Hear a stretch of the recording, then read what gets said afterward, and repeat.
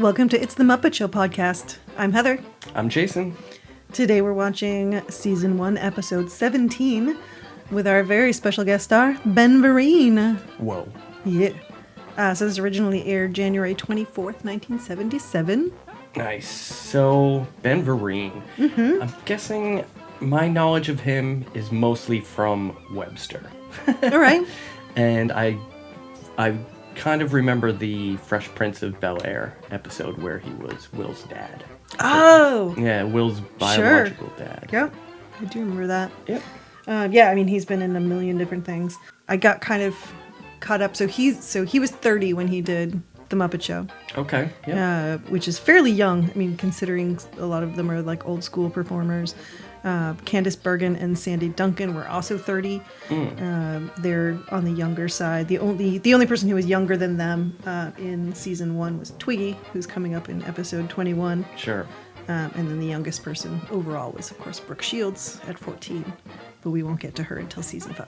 Yeah. Anyway, so, of course, Ben Vereen, amazing singer and dancer. So he got most of his start on Broadway. Yep. He was in Pippin. He actually started out in Jesus Christ. Well, not the first thing he did, but he opened Jesus Christ Superstar in 1971.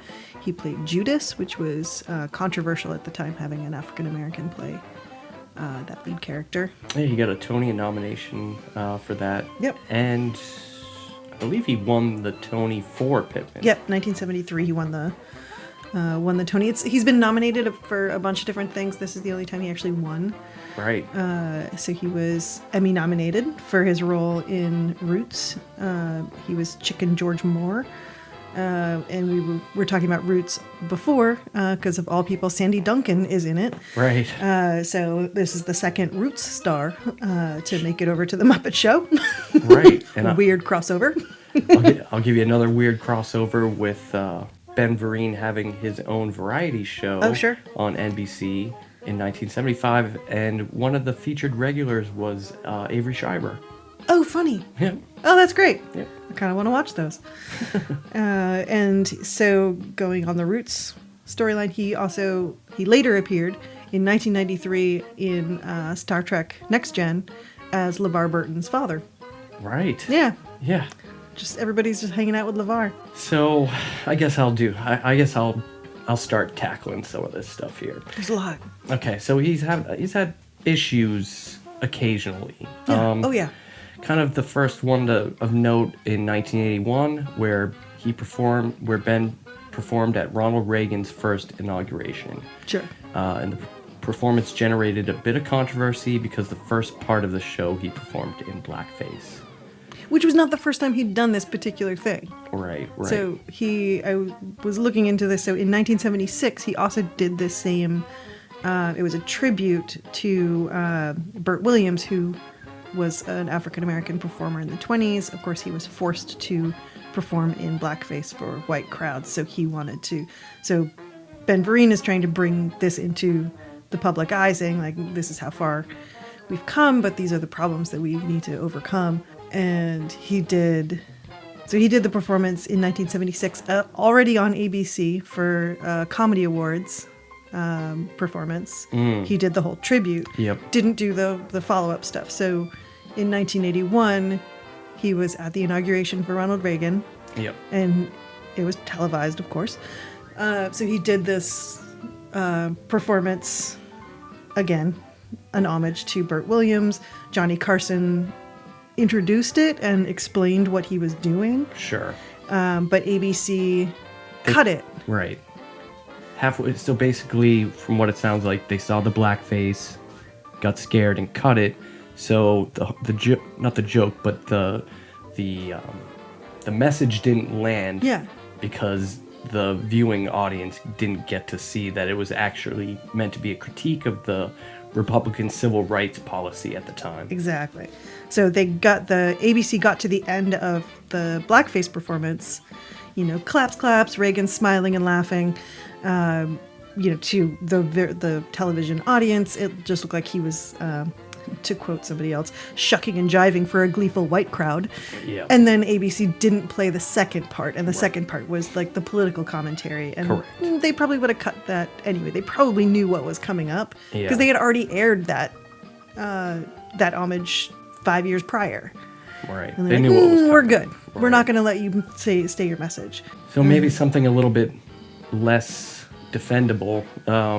In January, and it's tough. We don't really do this on this show, but we'll talk about try the. to. Well, I don't do this on the show, but in January 2018, 4 actresses in Florida basically alleged sexual harassment allegations against him. It was during a production of Hair. Yeah, basically So stemming he was- from the 2015 production of the musical Hair at Venice Theater in Florida, and there is a famous full nude cast scene in Hair. So he was accused of inappropriate talk and conduct during rehearsals that involved cast members stripping naked. Like not being told to strip naked, that wasn't the harassment. It was part of the play. Right. But then he was making comments about them physically once About they their did do that, weight which is not and, okay. Yeah, stuff like that. But he was also forced unwanted kisses, hugged aggressively, that kind of stuff. Yep. So And he has since apologized for what it's worth. yeah. So I mean, again, we had to point it out. So Yeah. I'll also point out that during this episode, full puppet rebuilds of Janice and Sam the Eagle are seen. Really? Yep. And also, this is the last time John Lovelady plays the announcer, and the last Richard Hunt Miss Piggy performances. Fantastic. Yep. So it'll be Frank Oz moving forward. All right, let's see Ben Vereen and the Muppets. Huh? All right. It's the Muppet Show with Ben Vereen. Woo! You feel bummed out about Ben Vereen now? You feel bummed out about him? Just out that It was a little rough towards the end, Yeah. but it should be a good episode. he was in a massive car accident in the, I did in see the that. 90s. Yeah. It was one day that he had 3 accidents. Yeah, he got in a car accident, he had a heart attack, and then a tree fell on him or There we some go. shit. Yeah. Some stuff like that. But he did learn to dance again. Yeah, my goodness. Oh, I wouldn't say Great Gonzo was dumb. He graduated from school. He didn't get a diploma. He got a pension. Ah, What? Fozzie. I don't get it. He was so old. Guess so. Oh, right. That's like it's a you're so old joke, but he said it. You're so dumb. Right. Here's Ben. Yeah. Smiling with a bunch of some really tall green Muppets in the background. Mm-hmm. And I think knowing the blackface like controversy stuff and his like wanting to bring that into light, it makes some of the more like vaudeville campy stuff that he does when he's on the Muppet Show make more sense. Yeah, I he can was see like that. he's on a vaudeville show, Right. so he's really camping it up. So this time, when Gonzo goes to swing, a green frackle whacks Gonzo with his own mallet. We have Kermit introducing the first act, which is the song Jump, Shout, Boogie.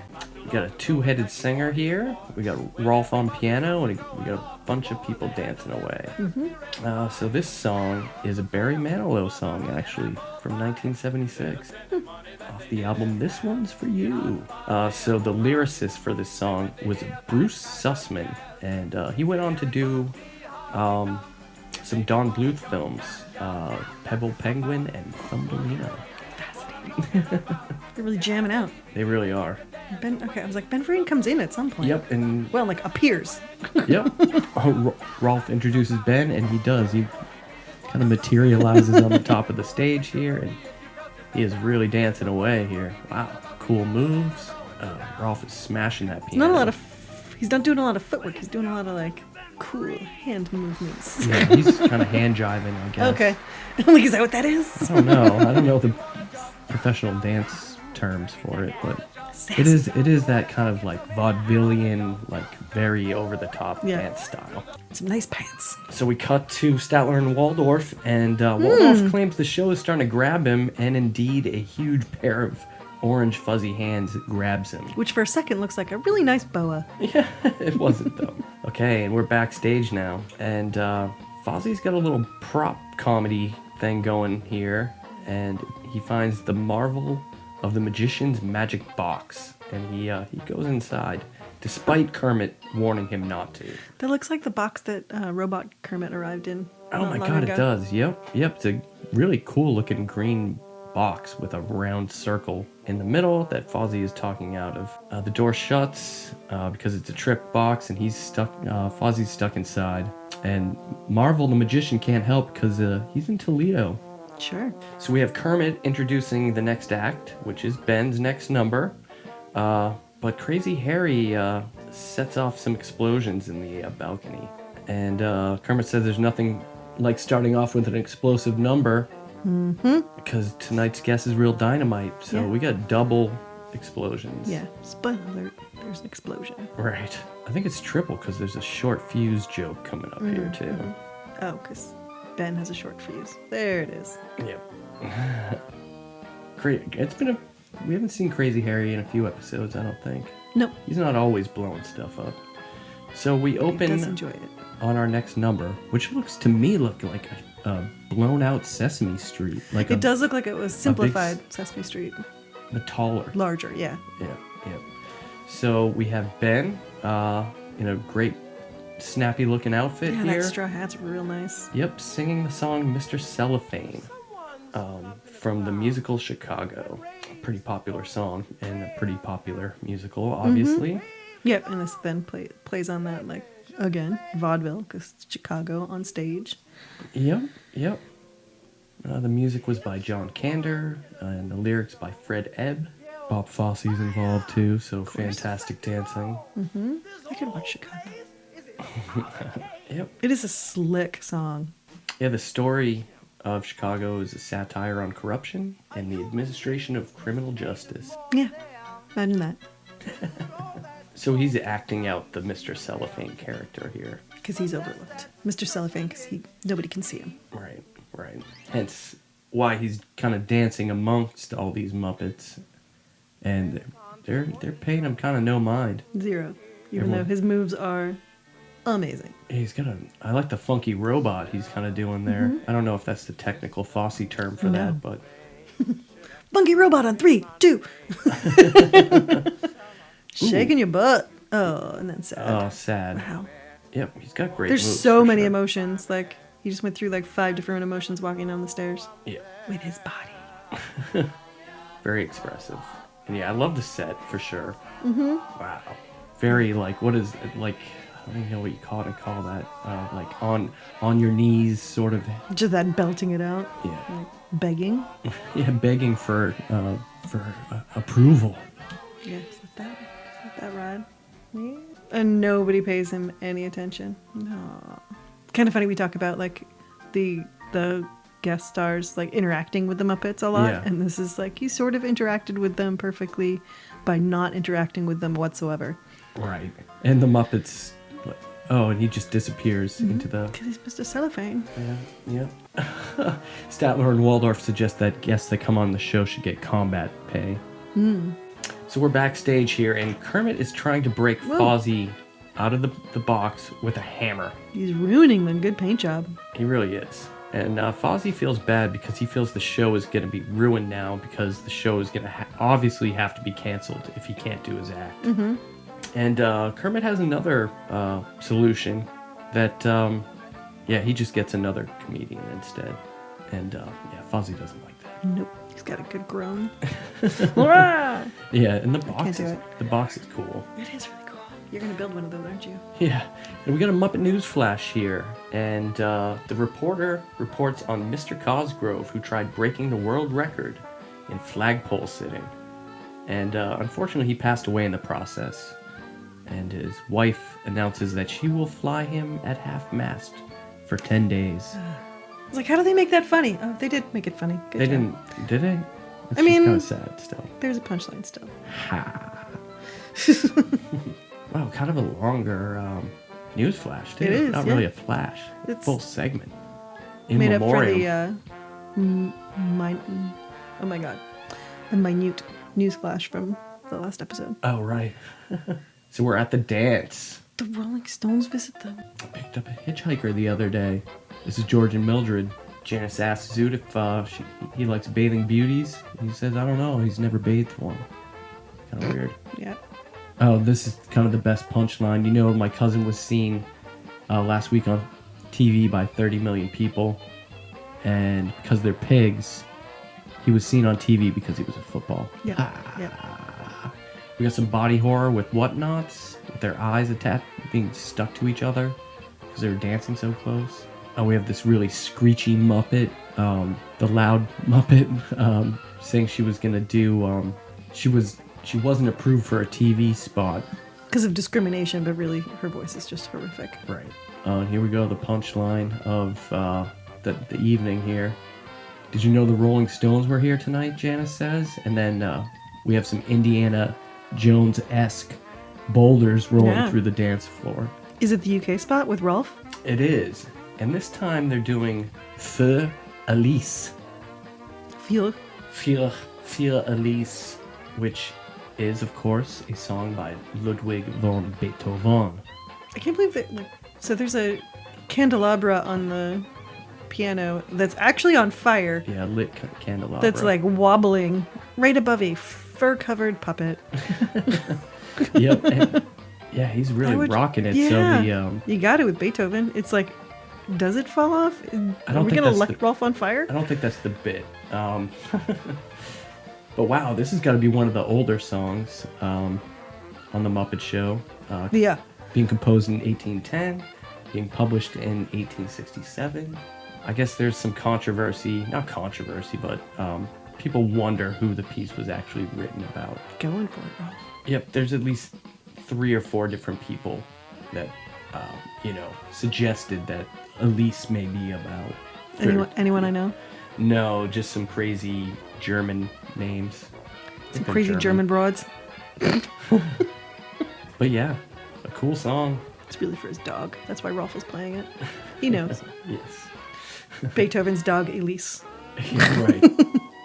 So we got the talk spot. FaceTime with Kermit. Yep. And Kermit talks to Ben about dancing. And Ben explains that he needs explosive power to dance. So you can only imagine what that's going to cue. Spoiler alert, Crazy Harry comes in and sets off explosion. And yeah, Ben just blasts up into the lighting rig. Whoa.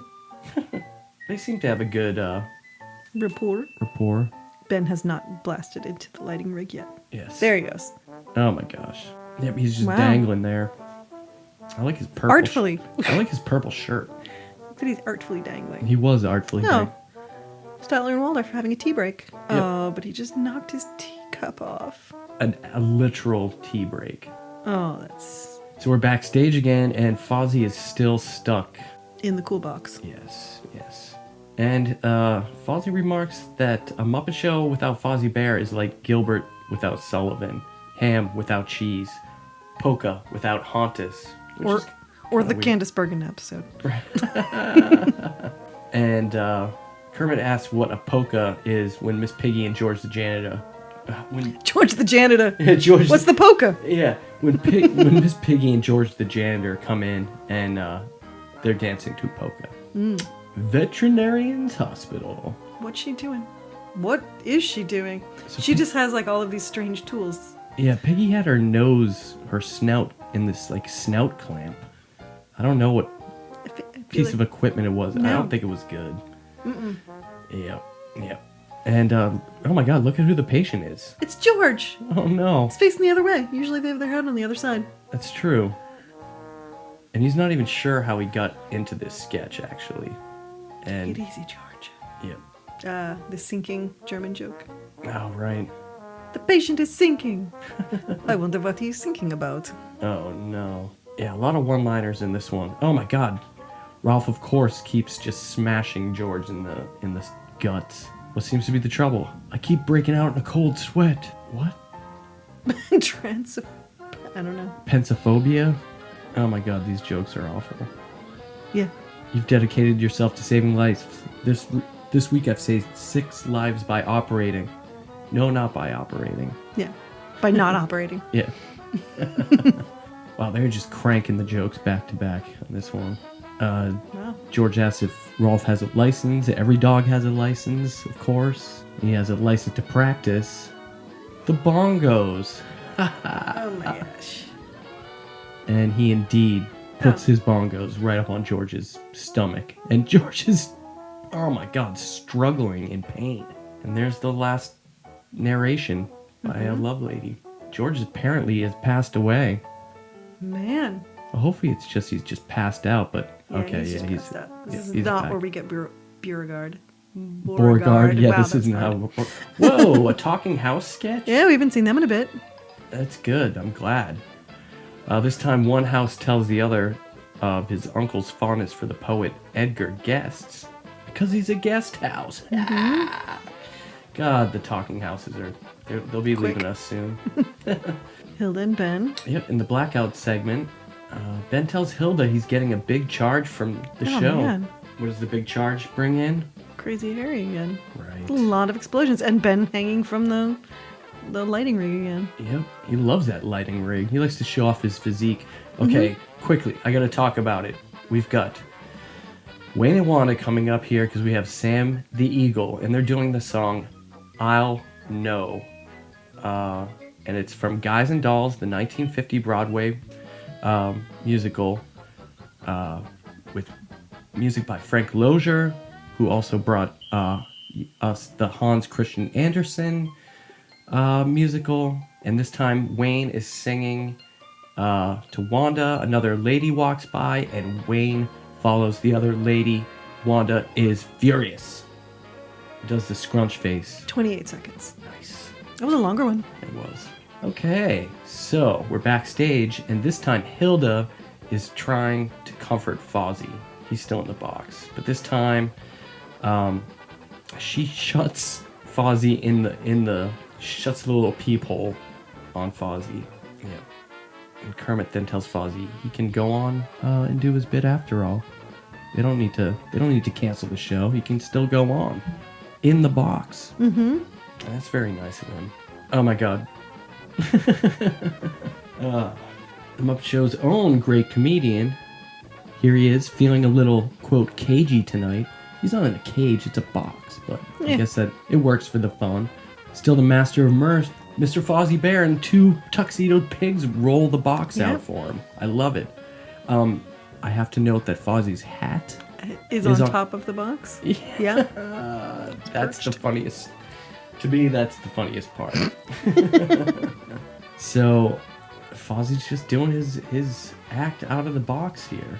And pretty standard Fozzie stuff here. Thanking him for a wonderful audience. He tried to do a couple visual gags, even Not as good. Even though despite you can't see him. Yeah, but he's Mr. Cellophane. Yeah, the pigs wheel him back on the stage and give him a bow. Tip the box. Yeah, and the hat didn't fall. And now back to Mr. Ben Vereen.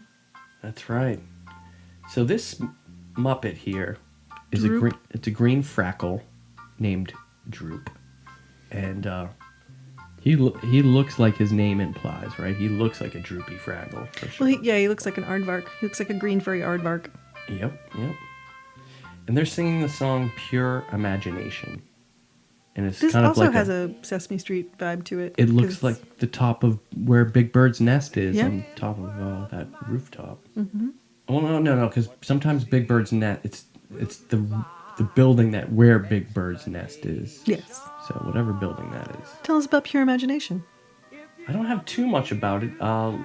It was written by Leslie Berkus, who we talked about in the Candice Bergen episode.